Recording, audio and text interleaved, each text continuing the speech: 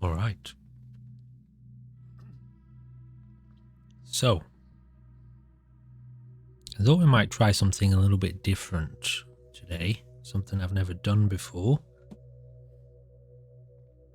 A live contemplation. So, okay, you'll have to bear with me, okay? This might be a little bit different to anything you've seen before.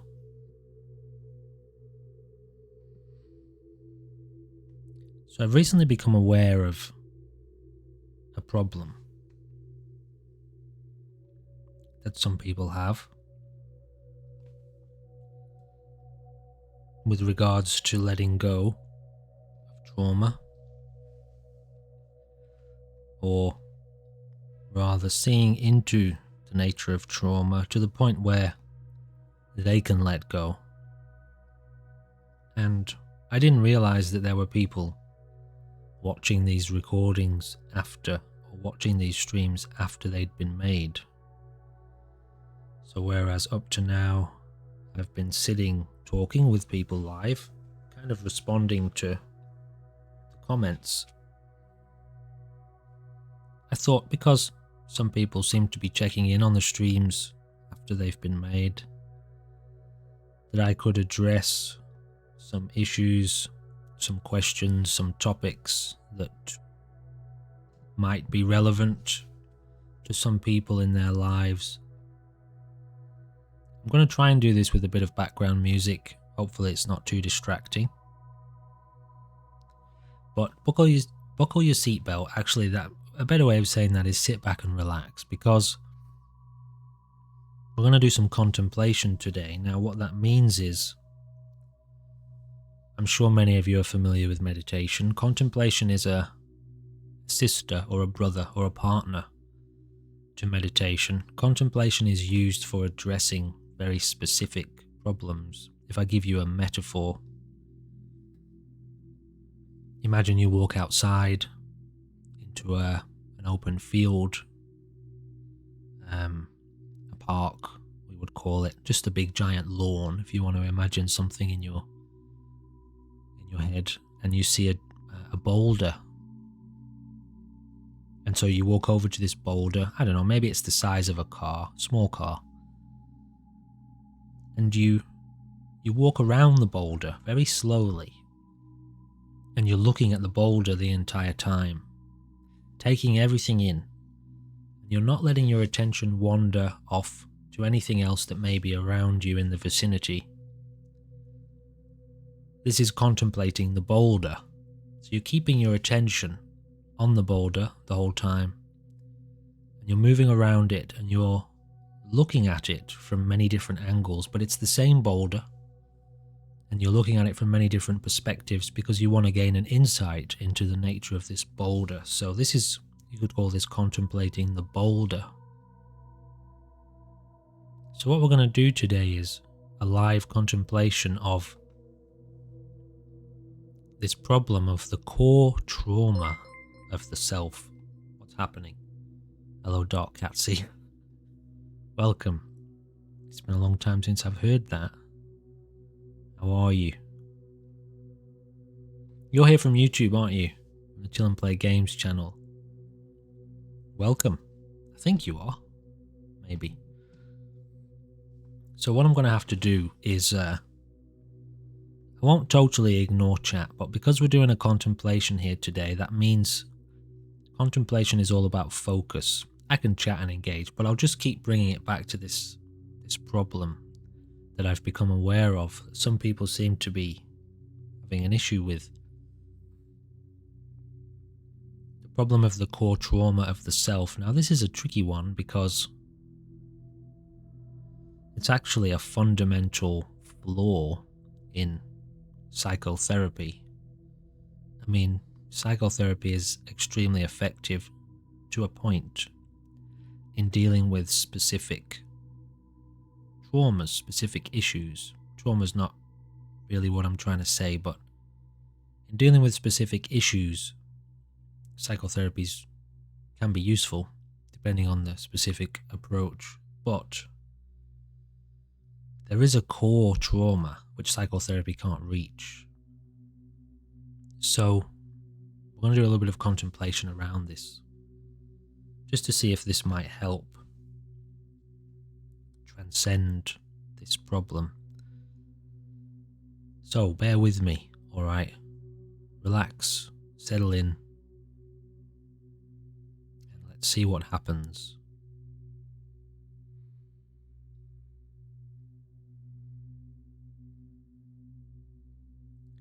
So if we're looking at this question of the core trauma of the self, it presupposes or assumes that somewhere along the lines in our life something happened which fucked us up. It screwed us over, you know, we were okay, we were fine, and then something occurred which sent us in a downward spiral and traumatized us, and from that moment on we had this core trauma apparently, which often, or we think, leads to our unhappiness or our misery.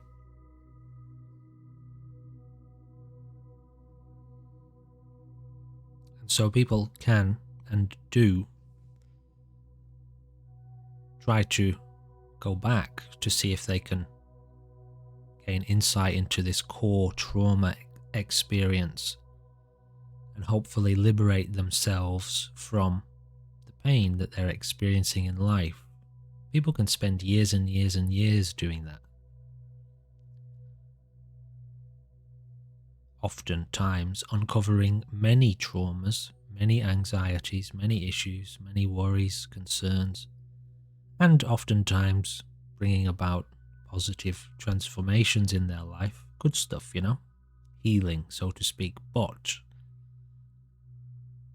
they're always left unsatisfied. It's, to that person, it's almost as if there's still something there, there's still some problem, there's still some issues somewhere. There must be a core, there must be a deeper problem that they haven't resolved yet, because they're not happy, they're not content, they're not at peace.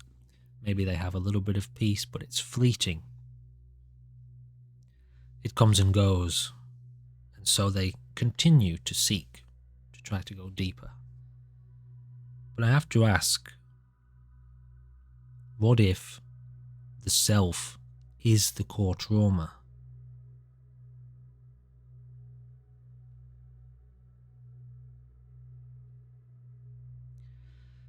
Through deep inquiry into the nature of existence, which is the spiritual objective. What am I? How did I come to be? What is this? What is life? How did it get here? All of these questions. Side effect or sidestep, you know, what happens when we die? All of these sorts of things. But the core of this, the core of all of these questions, is the fact that I exist. I'm here. I perceive myself to be. What if that is the core trauma? Now, the only way to truly and fully gain insight into that question, to answer that question, is to go beyond it, meaning, if that's the case, if myself is the core trauma, then I must find a way to transcend myself, or at least my perception of my own existence. That's what spiritual enlightenment is about. That's the ultimate healing of the mind. Now, I can be direct because I know the specific person that's giving me inspiration to this contemplation isn't afraid of, you know, the work of self-mastery and self-exploration. I won't go into any names, but there's a specific element of a desire for healing of the body and mind, which this person, the body and brain, so this person struggles a little bit with the term mind, which is fine. It's very difficult to get your head around what mind is. Mind is not the thinking. The thinking is taking place in the brain. Mind is the all-encompassing energy of life, life itself, mind, which is what you are. You are the energy of life itself, operating through a brain in a body. Inside the brain is all of the labels, the names, the opinions, the judgments, the beliefs, the views, etc., etc., the conditioning, cultural conditioning, environmental conditioning, emotional processes, etc., etc., all of that inside the brain. Now we're looking to try to heal the brain and the body.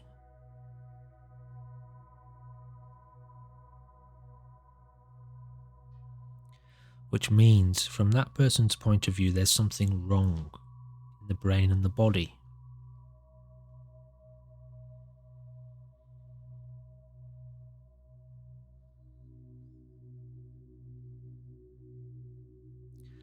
If we settle the self, meaning the psychology, the perceptions of my name, my label, my opinions, my views, which is the purpose of meditation.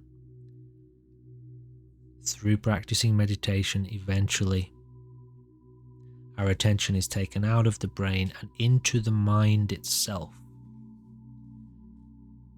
When that happens,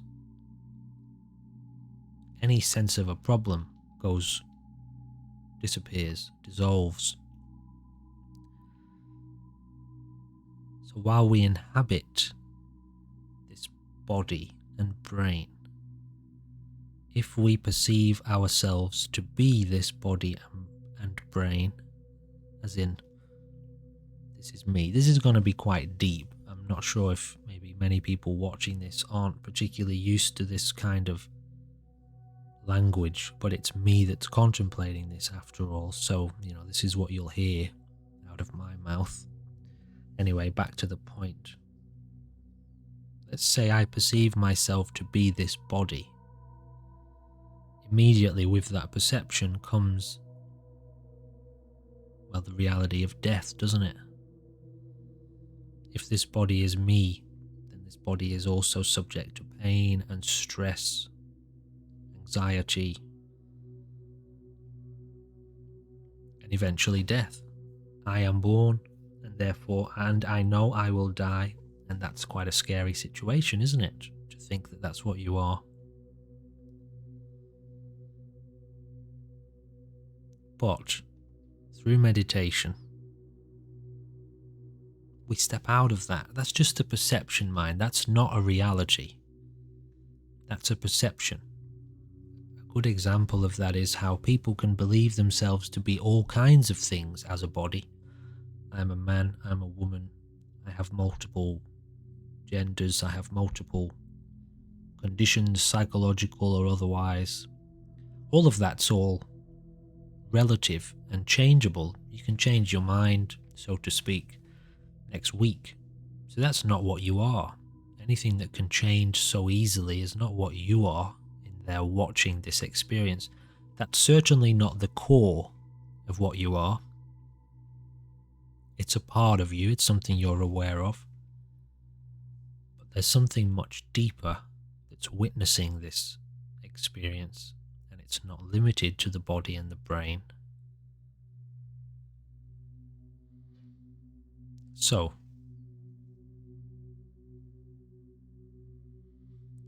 if we come back to the function of meditation, which means powerful and direct observation, watching, through sustained watching, which means watching for a long period of time, watching intensely for a sustained period of time,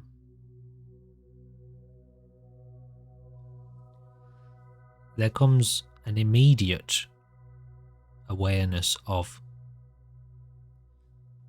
total self, meaning mind, not just the label, the identity, the thinking, not just the body, but perception of mind itself, which is a cosmic reality, a cosmic force. if you go very deeply into perception of mind, the self that suffers disappears. The entity, we call it the ego, that thinks it is alive in the body, dissolves.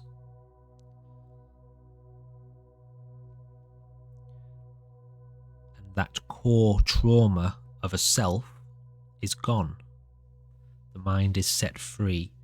Now, trying to get back to the point of the healing of the body and the brain, which is very important.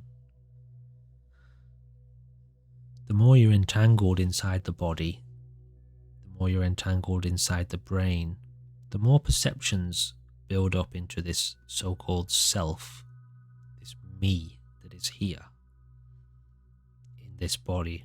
As this body, if you believe that you are the body, you are subject to death, subject to pain. These are all traumas. They have memories, traumatic memories, terrible, often horrible experiences. I'm not going to talk about the really positive stuff because people don't go seeking healing for positive experiences. They go seeking healing because of traumatic experiences, terrifying, horrifying, not nice stuff. But all of that's contained within the self of the body and the brain, this personality, this so-called personality.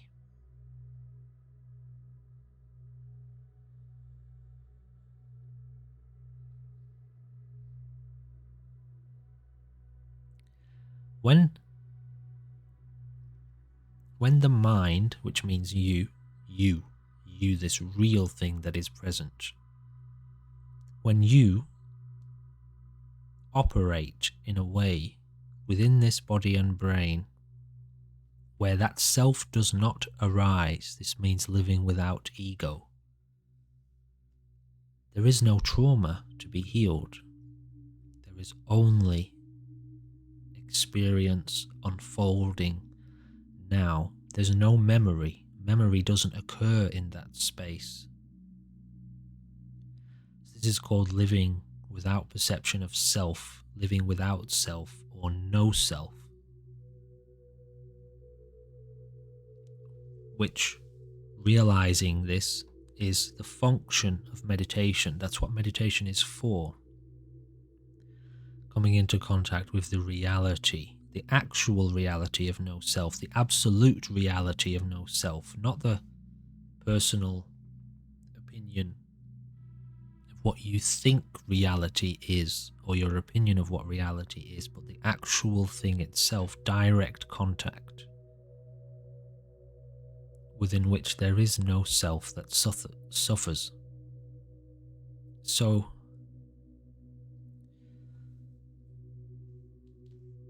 to think that you are the body and the brain, and that you have an identity within this body and brain, is to give rise to the trauma.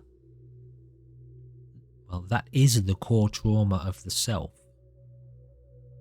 But to operate in a way where that doesn't happen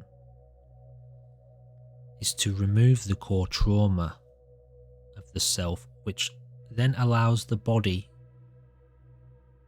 well, it functions naturally, totally naturally in presence.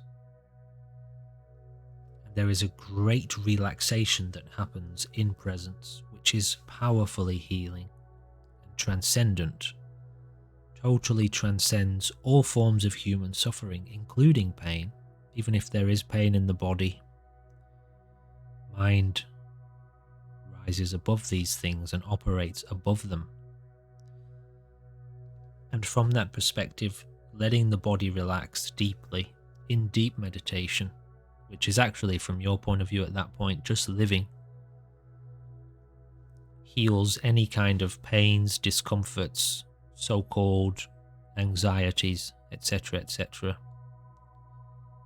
Because nothing is holding on, there is no self-grasping at those things. So, anything less than this is temporary and illusory, meaning where there is perception of self, there is trauma, because that's one and the same thing. So you can't heal the core trauma of the self while there is self.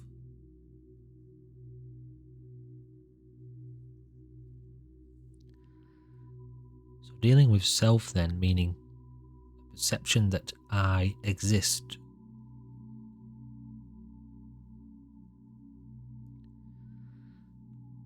means living without perception of self, which again is the aim of meditation.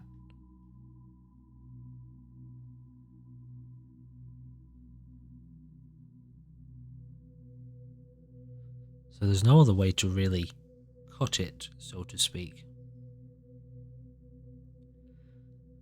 That the only answer to trauma, psychological trauma, or rather the ultimate answer, is spiritual enlightenment.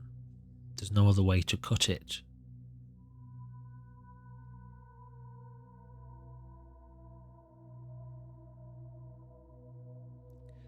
You can set about trying to govern the body and the brain in a way where everything is to your liking, and then say you have peace and that you don't suffer.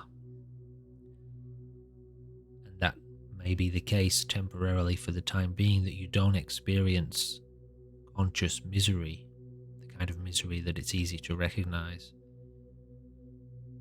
But when one of those elements collapses, or somebody dies, or you get sick and you can't control those things anymore,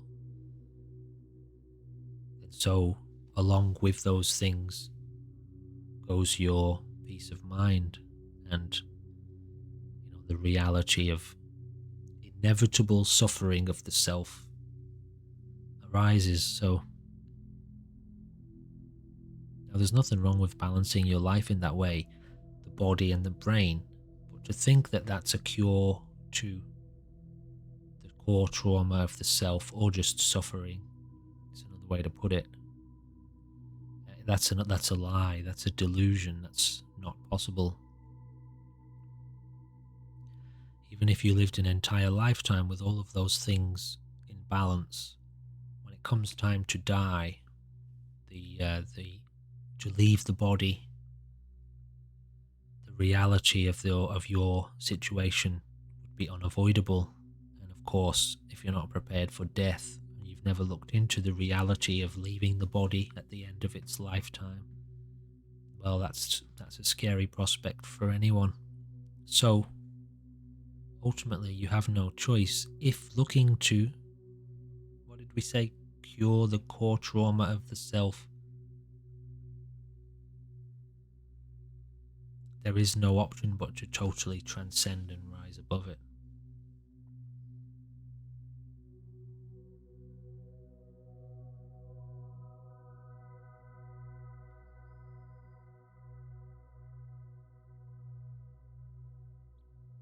So, I could probably talk a little bit more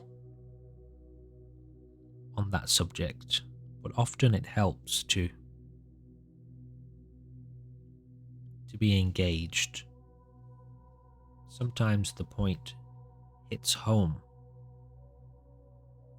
and hopefully years of misdirected effort are saved. You or that person is saved from years of misdirected effort. I suppose we could go a little bit into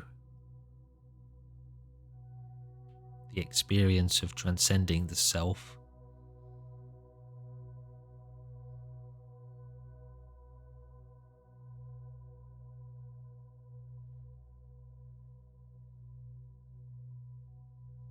So when this moment is watched, it is observed directly without any kind of interpretation or analysis.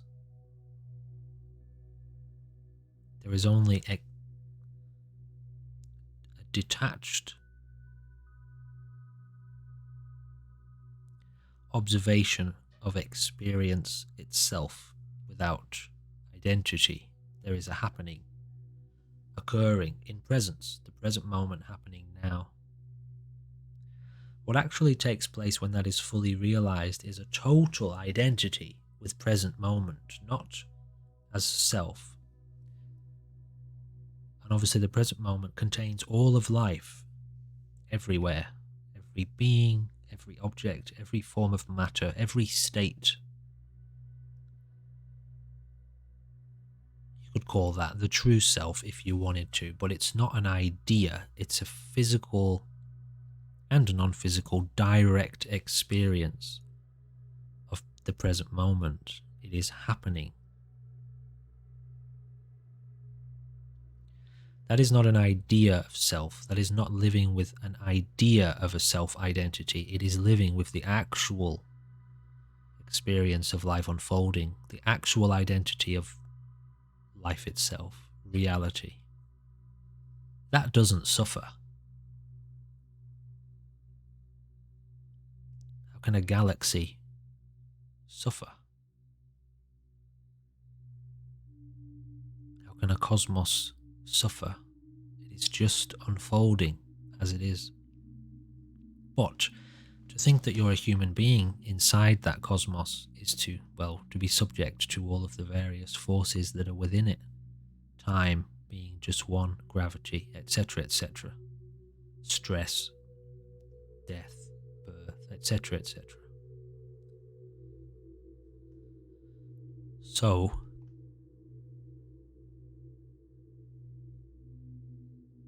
you have no choice to realize this.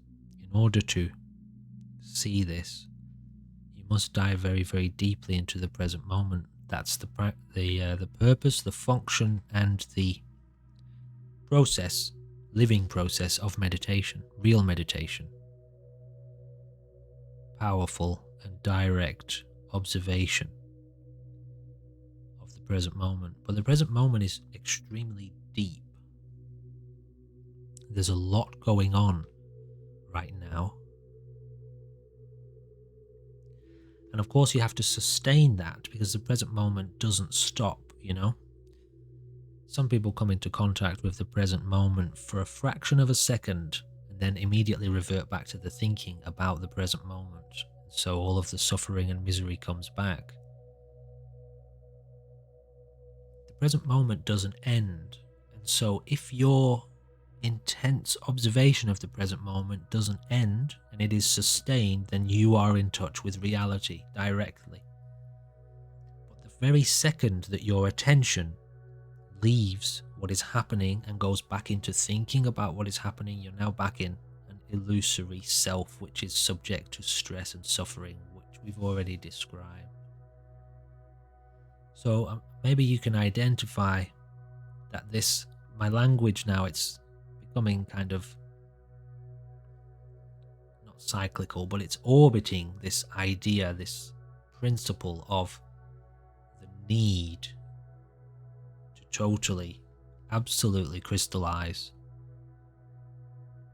a powerful, direct observation, awareness of presence. And that is one with living without self-identity. So how do we do that? Well, the funny thing about that is you're already doing it. If you look at what is occurring right now, wherever you are,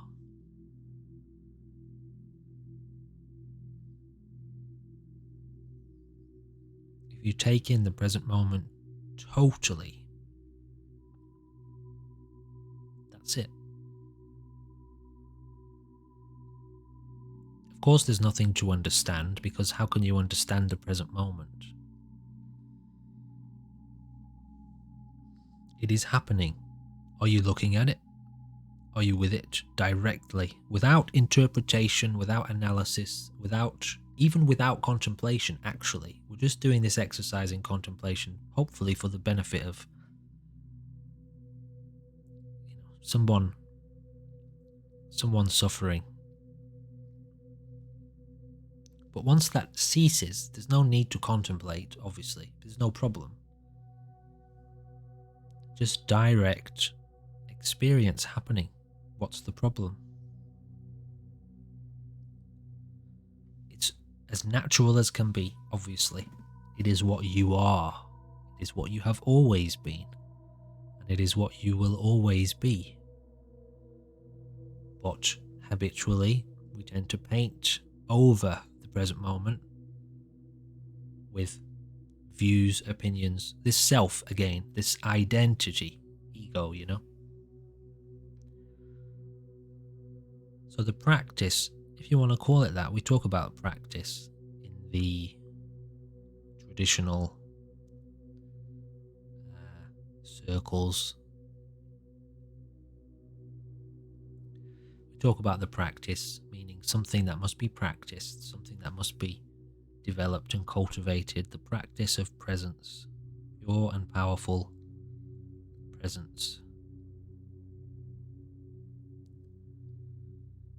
And if I like to add a little cherry on top, it's a deep relaxation into presence, being present and relaxing into presence. This is how you learn to sustain it, because there's a part of you that's, you could say, is almost trying to turn away from the present moment. It's not, it's just trying to understand the present moment, which is its job, the brain. But it tends to get, if you stay in there too long in the understanding, it tends to get pretty stressful. So you step out.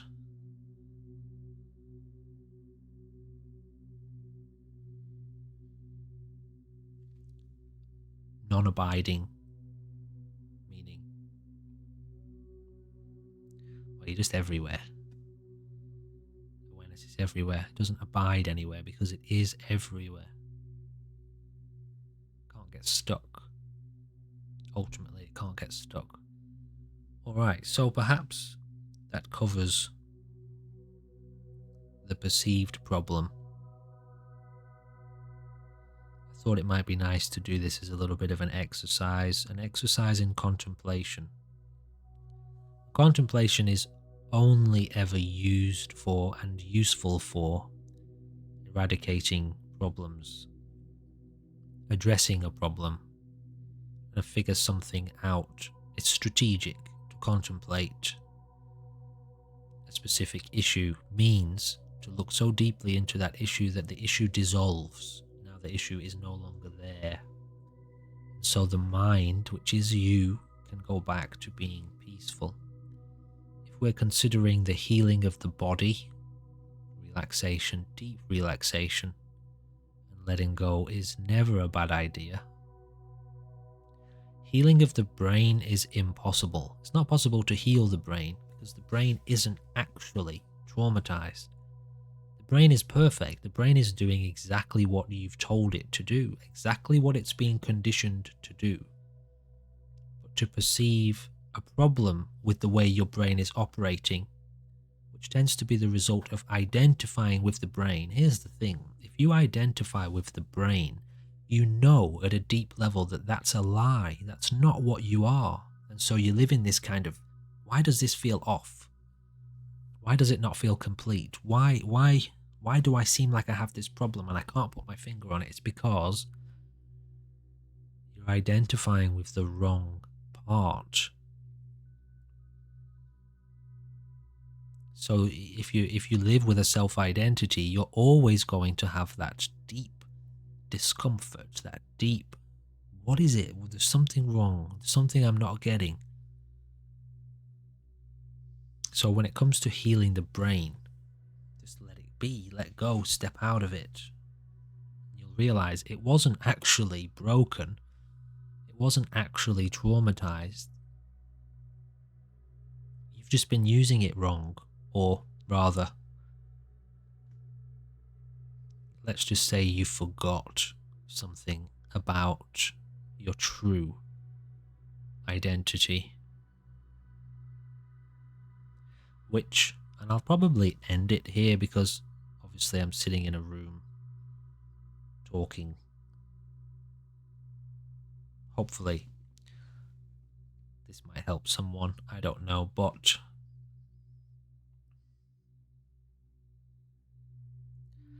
at this time, for many of us, speaking as a human being now, alright, planet Earth 2023, it's really wonderful that lots of people are beginning to reflect, wanting to reflect, wanting to consider this question.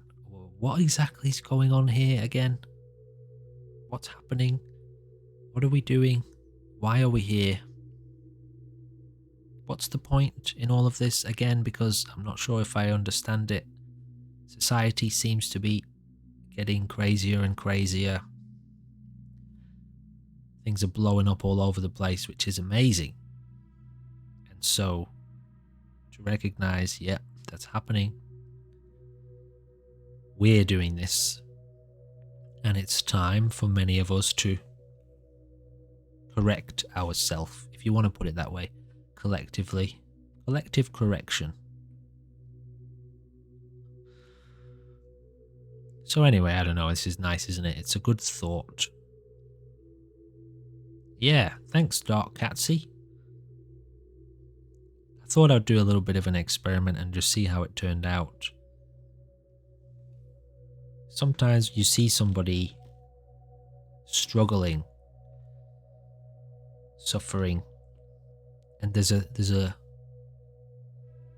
when you're in touch with yourself, let's say, you are this force that wants to end suffering. People call it love, you know.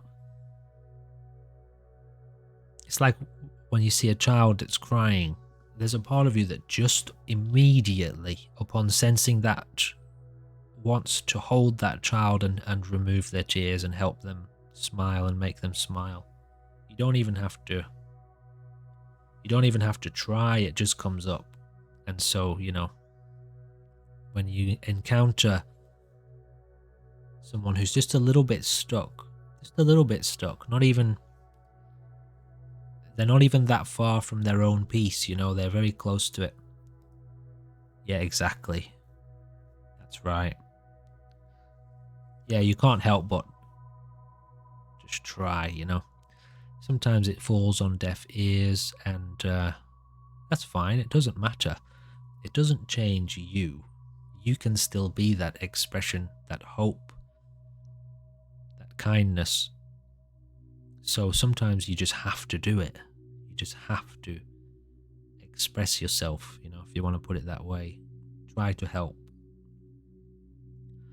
But this problem of self-identity is really quite wonderful because it's everyone. It's every problem. It's every problem in life. Okay, there are practical problems. How do I earn enough money to pay the bills? That's practical. But if you've got yourself in order, so to speak, even that's easy. Even that's doable. Everything's possible. So, yeah, that's all I had to say, really, I think. How are you doing?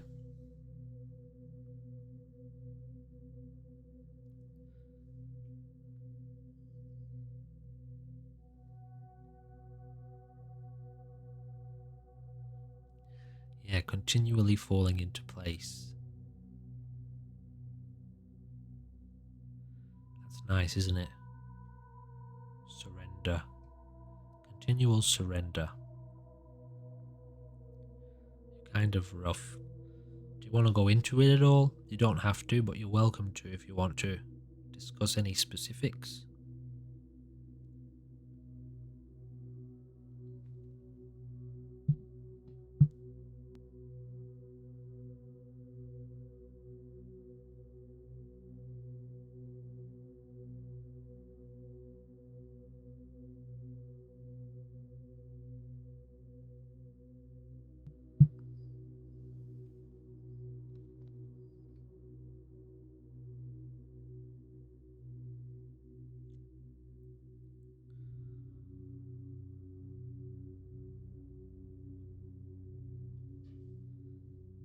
I see. Problems in a relationship, hey? And a health issue.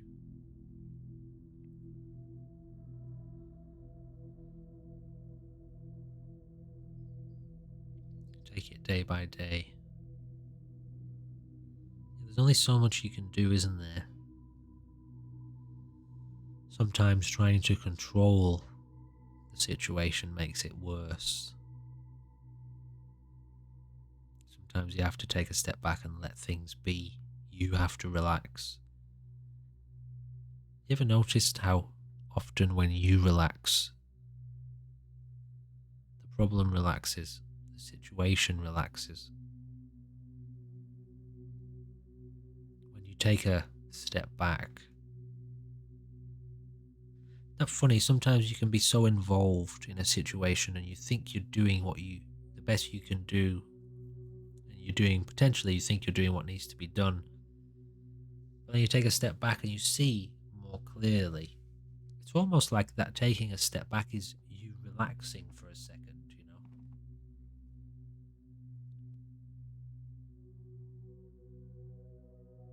know?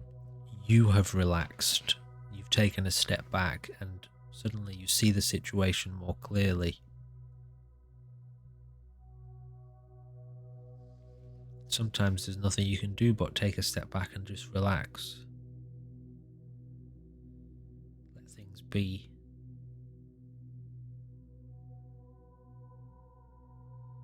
Let go.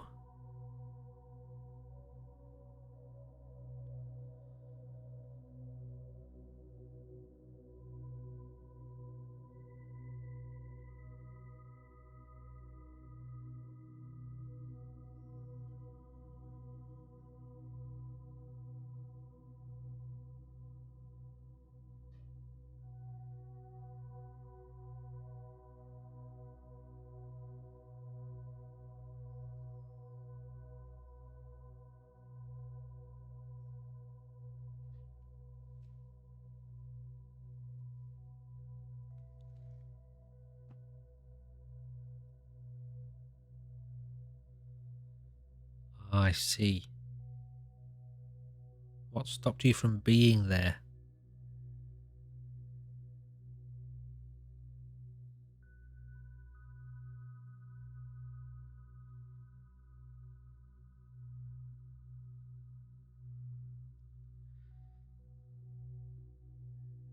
How did they stop you from being there?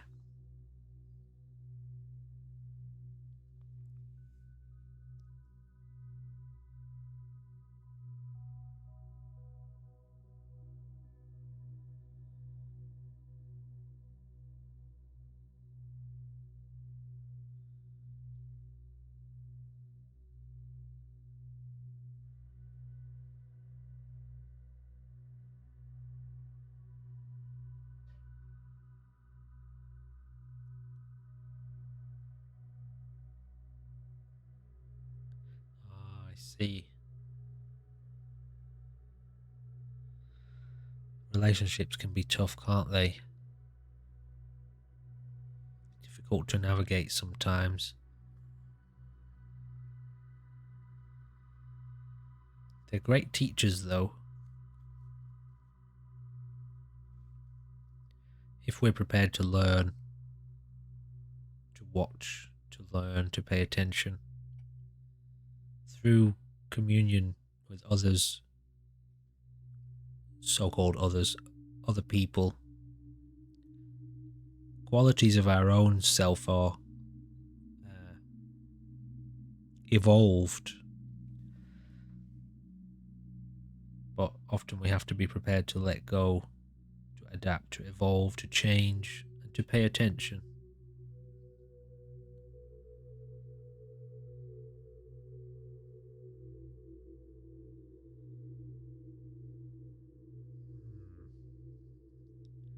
Yeah, you've got me curious as to exactly what you're referring to, and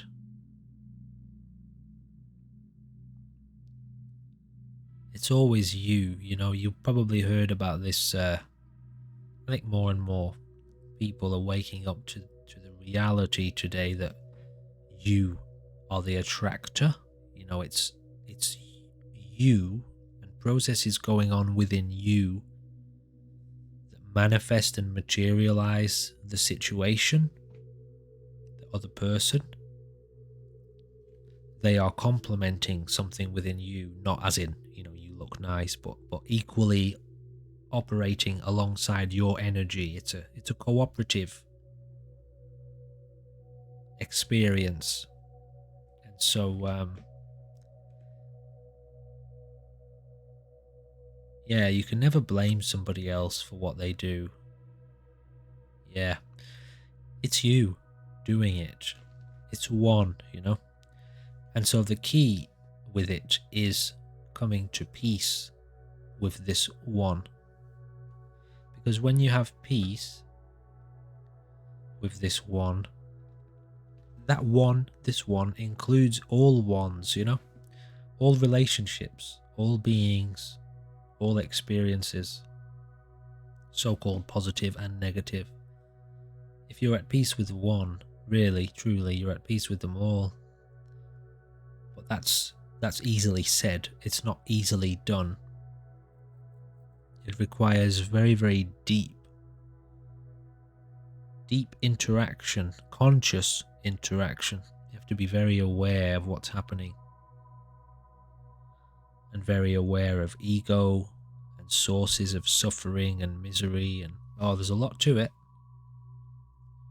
But this is why I say that any relationship you have, any situation you're in, is a great teacher, but only if you're looking at it as a teacher, and only if you're prepared to learn lessons.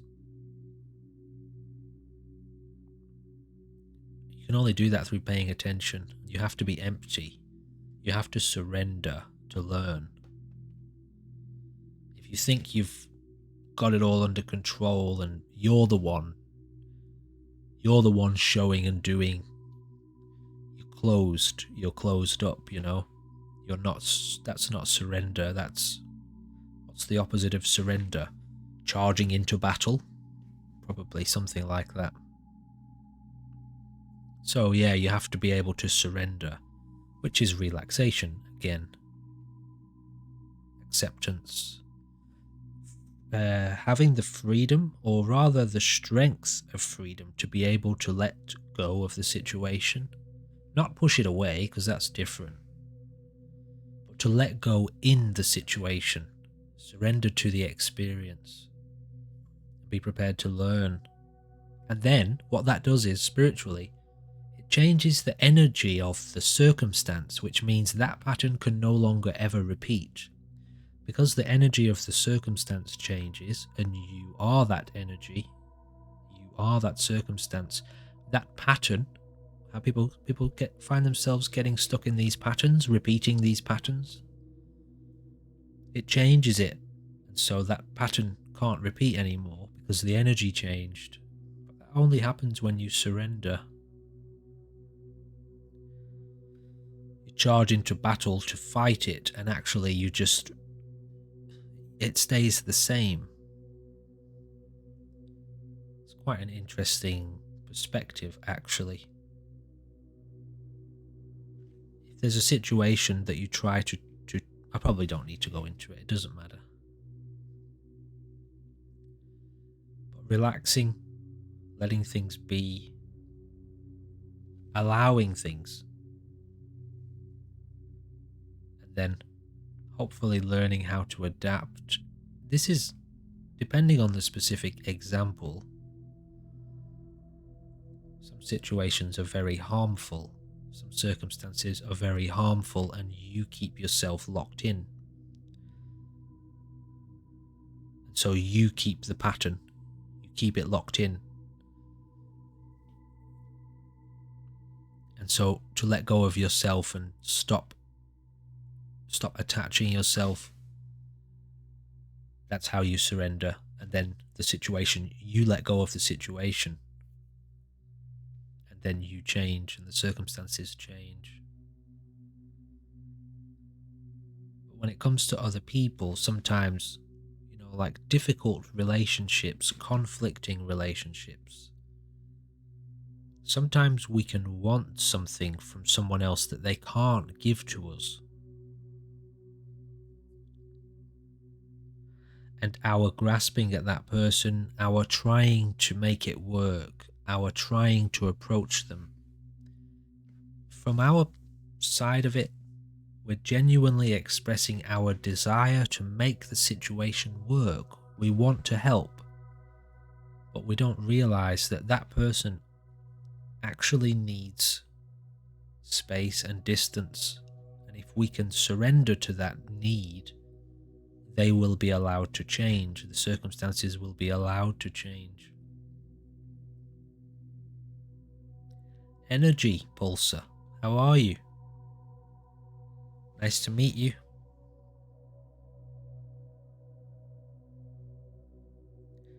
You'd probably like what we're watching here with a name like that.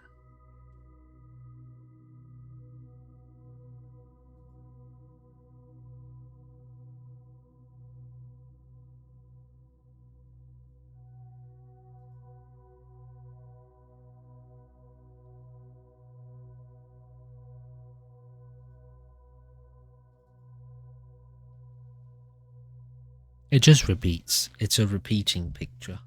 Maybe I'll leave it up for a few minutes. I'm doing okay. I thought I'd just call in and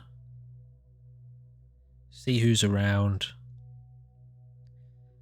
It kind of is related to energy, yeah. When I see this, it reminds me of spiritual experiences,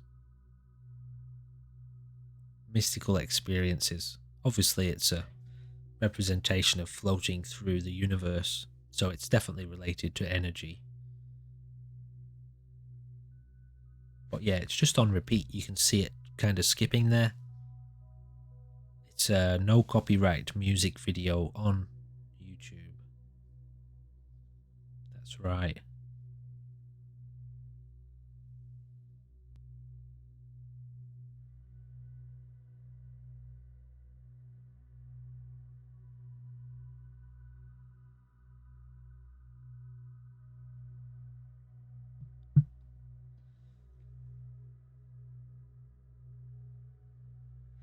Oh, interesting. You've developed your own math. What do you do with regards to energy?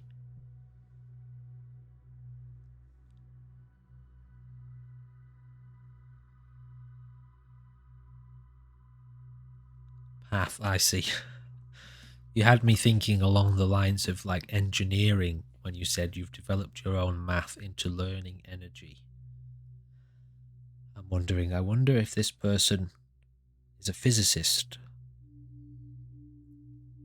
So you've developed your own path. Are you talking about like energy work, like yoga or Reiki or Chi, something along those lines?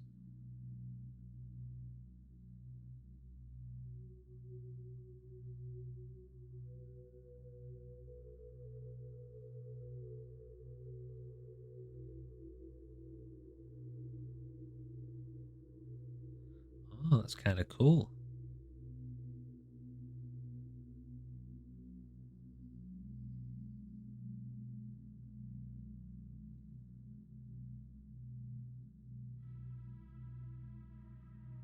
Where did you learn this?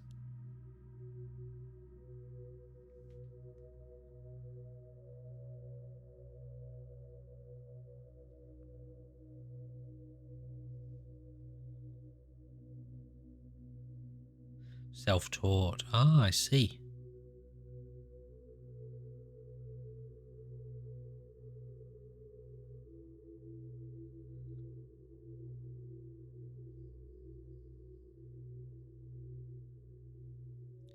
Energy work's quite interesting, isn't it?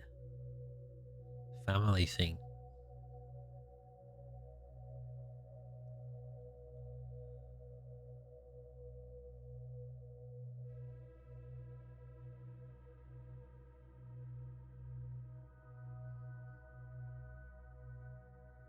Is it part of a spiritual discipline? Is it part of a spiritual practice, or more of a curiosity? or a fun thing to do?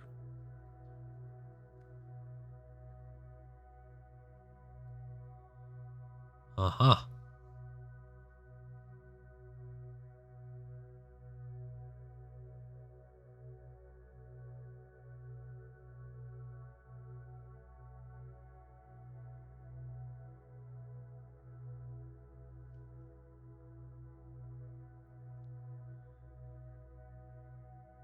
I see, you use it to defend yourself and a curiosity.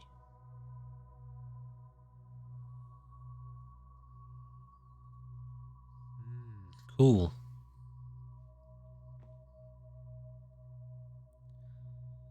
Yeah, well, tuning into energy is a core element of some of the deeper forms of spiritual cultivation, some of the more practical and real.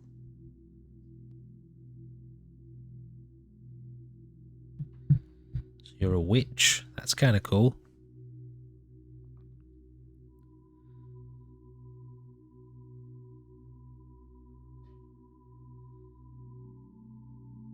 More like a battery. Uh-huh. So what is your battery? As a battery, what are you being used for? What device are you plugged in? As in device, you know? What are you giving yourself to in this life? Store, create, and send energy to people. Oh, yeah. Oh, that's good. You're helping people.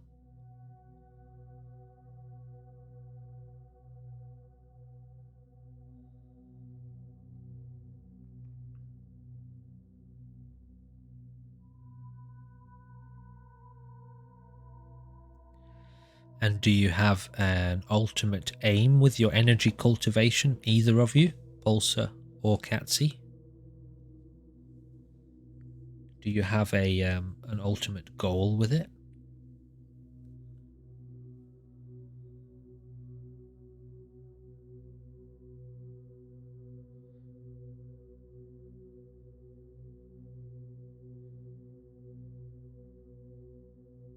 Oh, I see.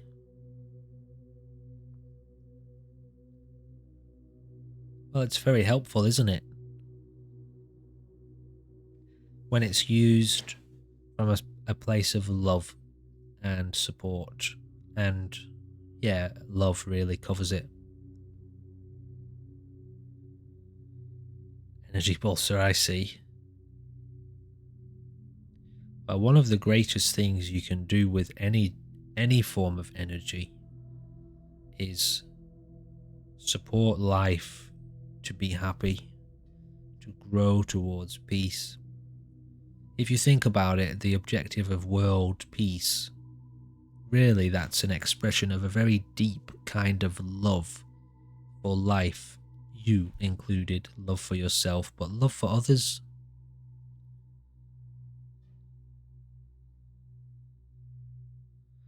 Uh-huh.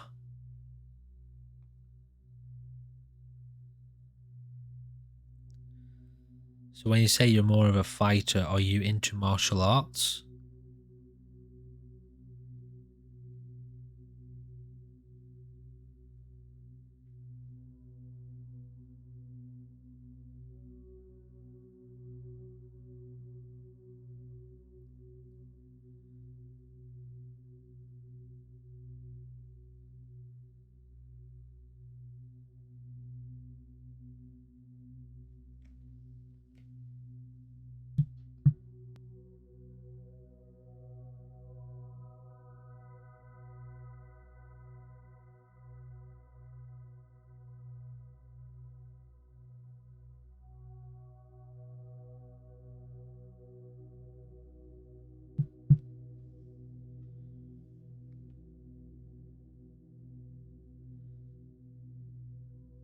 What makes you want to fight?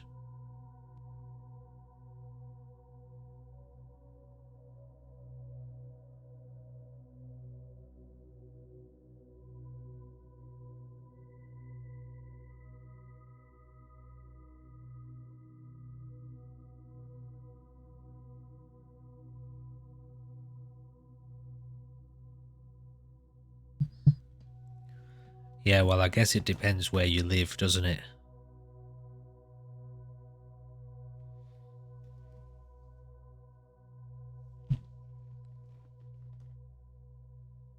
To survive in the world we live in, yeah, well, there's also different kinds of fighting. You know, there's emotional, mental, physical, spiritual. Physical fighting is obviously all about physical security, at least if in the purest sense of it, it's about protecting yourself and the people you love from physical harm. Obviously. Anything else is a deviation from the purest form.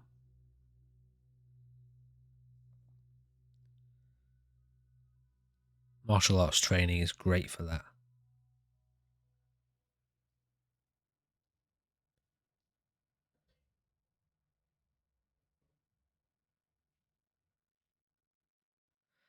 Yeah, well, that's along the sense of more of a mental and emotional fighting, which really means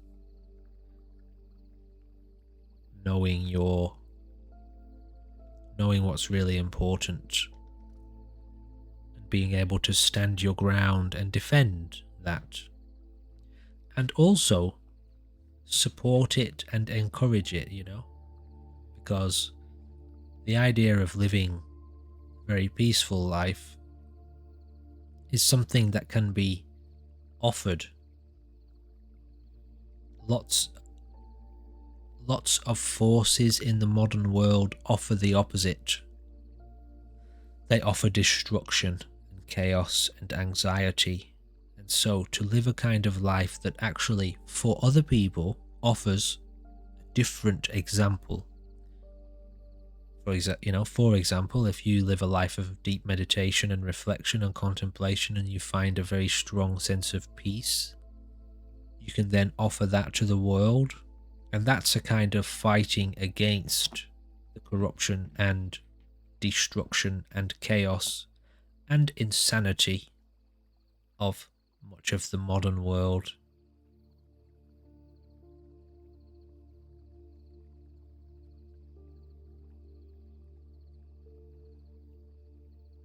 You have to be able to accept darkness to find peace.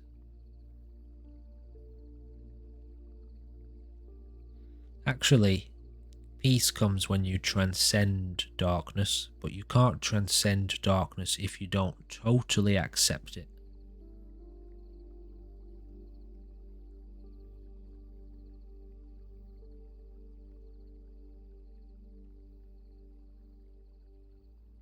People are afraid of darkness. A lot of people are afraid of darkness, and so they can't have peace. Because darkness is always threatening light. You know, if you're one of these people where you think you're light and you're on the side of the light, you will always be threatened by darkness, obviously. And the same in reverse. So to accept darkness and light, to realize their unity within you, that's the only way to have true peace with the situation.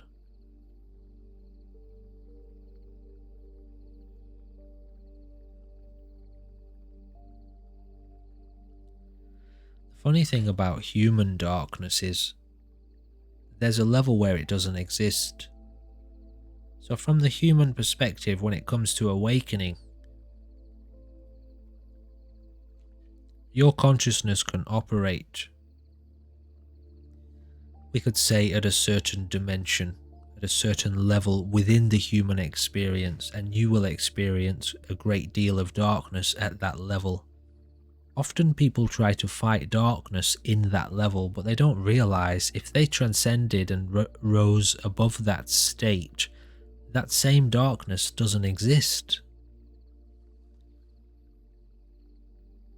Only if you go down to where that level, if you go down to operating in that level, does that sort of chaos and anger and hatred and violence and war, that only exists at a very, very primitive level of human consciousness.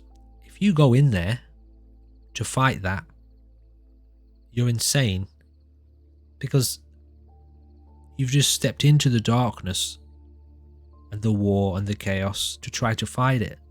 All you have to do is rise above it. If you can leave that behind, you'll enter into a space of human consciousness where there is no cause for war. It does not exist there, and so you can't fight it. You would have to leave that peace of mind to enter into a more primitive form of consciousness to experience war and therefore try to fight it. People don't realize that. People try to go to war with war, thinking that that's going to end it, and that's how the cycle repeats. You get stuck trying to fight. You're actually fighting yourself. Anyway, this is higher level martial arts. You reach a point where there's no fighting anymore. Or rather, at this level, you realize that the battle is within you. And so you maintain equilibrium and balance, and then there's no conflict. There's no war anymore.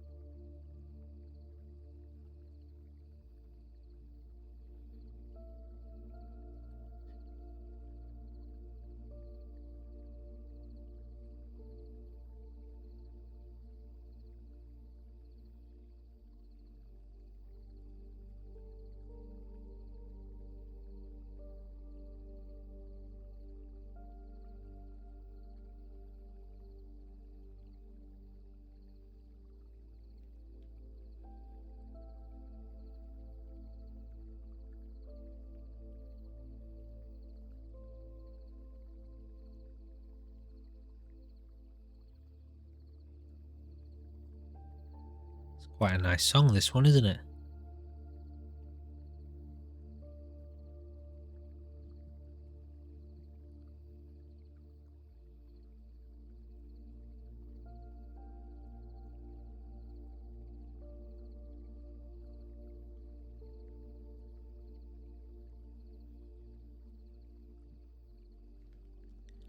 I hope this one isn't copyrighted. What a pain in the butt that is these days, all this copyright stuff.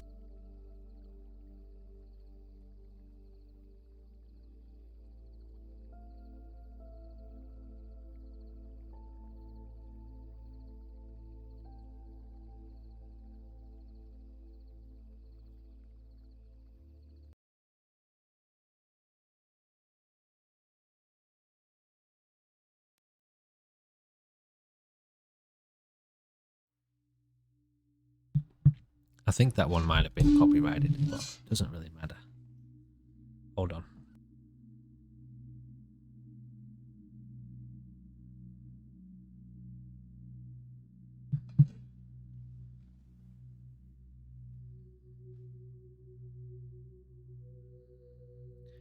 So I do have the VOD saved, but what I think it does is, I think it mutes it, doesn't it? It sort of cuts out that audio part. I don't think that song was on for very long. I really like it though, that's a shame. I'm going to do some more research and see if I can find... Yeah, it is a pain in the butt, isn't it? You know, you come across these really beautiful songs. Oh, I see. Hold on. That message got flagged, but anyway, you can see it now. You come across these really beautiful songs and you're just really immersed in that wonderful experience, and then all of a sudden your anxiety has to kick in. Am I allowed to listen to this wonderful song? I'm sure that's what the people intended when they made that song, you know. I'm sure they're hoping that when people listen to it, that they're really anxious and afraid about whether or not they're allowed to listen to it. It's really quite silly. Yeah, that's true, Energy. Because I'm not affiliate or anything remotely near that, then I'm not going to stress too much about it. But it's just really silly, I find. You would think the people making the song would just want you to enjoy it and be like, I made this for your peace of mind. Listen to it and I hope it brings you great joy and relaxation. And then these corporations grab hold of it and say, these people must not be allowed. They must pay us. They must pay us to have that peace of mind and enjoy it. It's crazy, isn't it?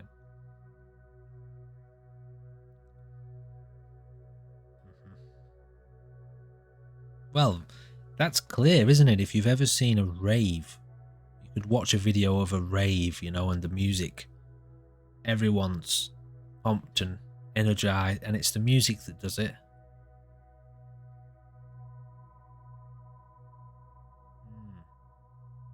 And in reverse, there's lots of dark energy too around certain types of music, isn't there?